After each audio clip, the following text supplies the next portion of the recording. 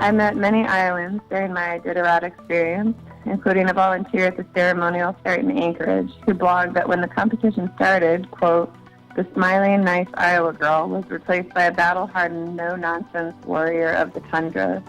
During one of the most technical parts of the trail winds down the Dalzell Gorge, in and out of trees, and takes about 2 hours of intense mental focus to endure. When I finally found flat terrain, I realized I was soaked in sweat simply from the mental concentration. It was almost impossible for me to see the trail near this checkpoint with whiteout conditions and up to 70-mile-per-hour winds. A veteran musher helped lead me to a place called Don's Cabin with some other competitors, and I waited out the storm. This year, Iditarod pilots couldn't bring in food or supplies to the stop because of the weather, meaning my fellow mushers and I had to load up on extra supplies at Grayling, then haul it for 130 miles to the next checkpoint in Caltag. I started to hit a mental low, but a spirit boost awaited me in Unalakleet. The vet told me I had taken great care of my dogs, and a bag full of mushergrams were waiting for me.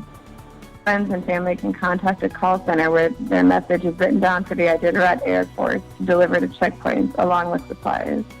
I carried these messages in my sled the rest of the race. When I pulled out of this checkpoint on a foggy night, I spotted few trees to provide me with a good frame of reference on my speed. I couldn't tell if my team and I were going uphill, downhill, or if we were on flat terrain. Thinking we might be headed downhill, I put a foot on the drag to prevent the dogs from going too fast. When I pulled out my GPS, which shows my elevation, I discovered the sled was actually headed uphill. As I rode along the coast where the wind chill was negative 30 degrees Fahrenheit, my face began to feel dry and scratchy. I didn't find a mirror until I reached White Mountain, where I saw my cheeks were puffy and my eyes were swelling, the beginnings of frostbite. I was concerned, but every experienced musher told me they had endured much worse and I would be fine. When I pulled into the finish line around 5 a.m. on March 16th, I was immediately surrounded by a crowd. It was a bit of a shock after being alone with my dogs on the trail for so long. Instead of celebrating or making conversation, I hopped off the sled to give my team some treats.